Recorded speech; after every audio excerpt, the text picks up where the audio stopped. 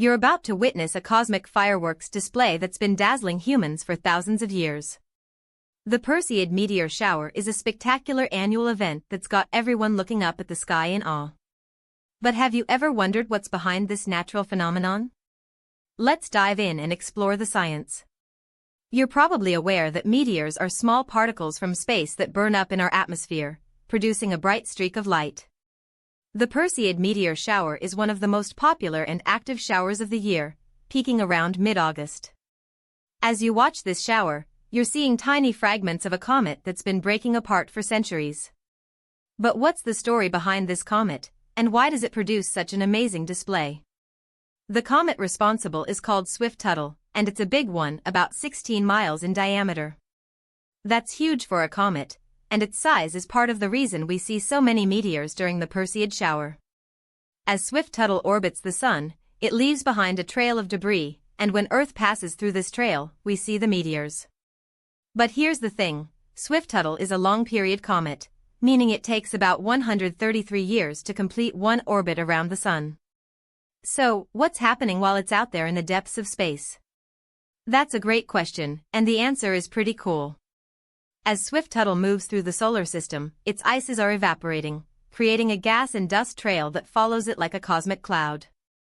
This trail is what produces the meteors we see during the Perseid shower. But there's more to the story. You might be wondering why we see the most meteors during the peak of the shower, around August 12th and 13th.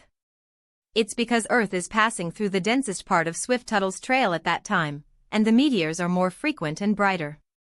Now, you might be thinking, what about the meteors that don't burn up completely? What happens to them? Well, some of these larger particles can make it to the ground, and when they do, they're called meteorites. But don't get too excited, meteorites from the Perseid shower are extremely rare, and most of them are small and don't survive the journey. As we explore the Perseid meteor shower, you're probably getting a sense of just how amazing and complex this phenomenon is. But there's still more to uncover. Let's talk about the science behind the meteors themselves.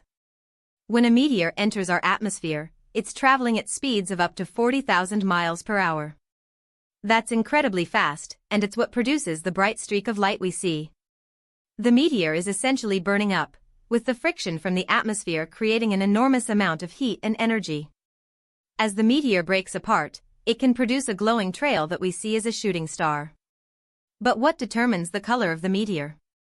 That's a great question. The color is actually determined by the temperature of the meteor, as well as the atoms and molecules that are being excited and ionized.